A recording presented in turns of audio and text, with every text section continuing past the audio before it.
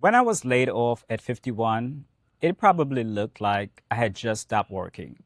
Like one day I had a job and the next day I didn't. But that's not really what happened. By the time I got laid off, I was already working 2 days a week. Yeah, 2 days. And most people don't even know that part. I didn't go from 5 days to nothing. It happened slowly. 5 days, then four, then three, then two. And honestly, while I was going through it, it didn't feel like something big, like a big decision. It just felt like I was adjusting. But I know what you're probably thinking. How does this even work? Because let's be real, that's not how most jobs operate. Like, imagine you walking into your work tomorrow and telling your boss, yeah, I'm only coming in 2 days this week. What do you think they'll say? Exactly. But here's the thing, I know most people can't do that. You can't just cut your work days like that. I get that. So this isn't about doing exactly what I did. It's about asking a different question. Like, where can I get even a little bit of my time back? Maybe it's not going from 5 days to two. Maybe it's something smaller. Maybe it's saying no to something that's taking your time but not adding to your life. Maybe it's using your weekends differently or using your PTO more strategically or just even just one evening during the week where you don't give your time to anything else. Just one. Because sometimes we think it has to be a big change or it doesn't count. But that's not true. One small shift is still a shift. You might not be able to change your job right now, but you can start changing how your time feels. And just to be clear, that's not what I did. I didn't just decide one day to stop showing up at work. What made this possible for me was that I had an exempt position. So I was paid for my role, not just the hours that I worked. And after my diagnosis, my doctor approved intermittent leave so that I could step away when I needed to for treatments, appointments, or just when I was not feeling my best. And over time, those days added up. One less day here, then another, then another. Because think about your day for a second. How much of it do you actually control? Like, really? You wake up, you get ready, go to work, handle whatever comes your way at work, and before you know it, the day is over. Have you ever had a day like that where you were so busy the whole time you didn't really do anything for you? Well, that was me. And the reason that started to change for me wasn't because I planned it. It was because of what I was going through. When I was diagnosed, I didn't fully understand what it meant. You hear it, but it doesn't hit right away. At least it didn't hit for me. I I think part of it was that I was still trying to live normal, same routine, same mindset. But then my doctor said something to me one day that changed everything. He told me that I would be on chemo for the rest of my life. And I remember hearing that and just sitting with it. You ever hear something and it doesn't hit you right away, but later on it just sticks with you?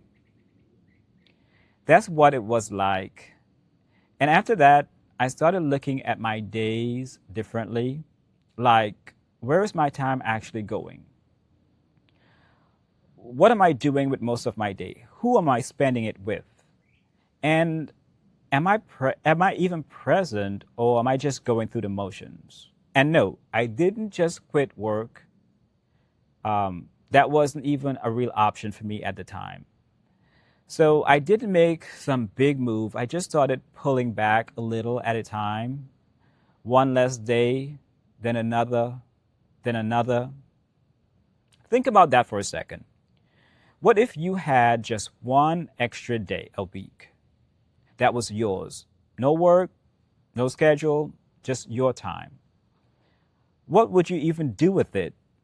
I'll be honest, that wasn't easy for me, but I loved my job.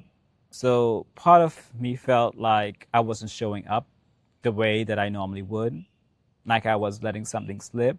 And if you've ever cared about your work, you know that feeling.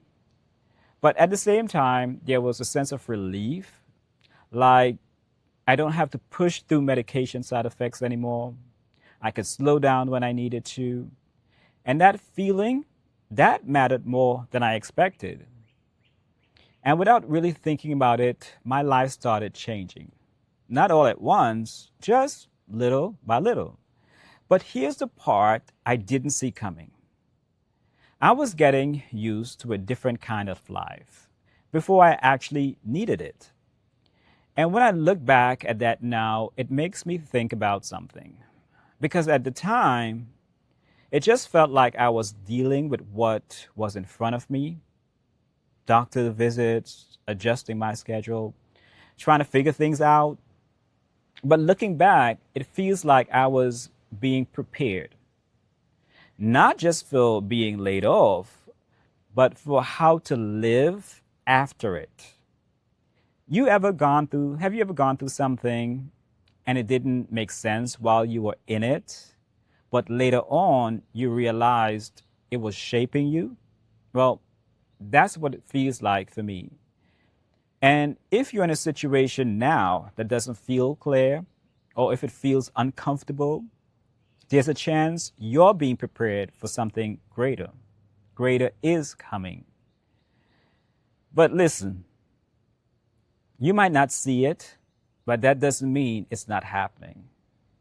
So when I got laid off, I didn't panic the way I thought I would. My first thought was, okay, now it's real. Because I had already been living a version of it.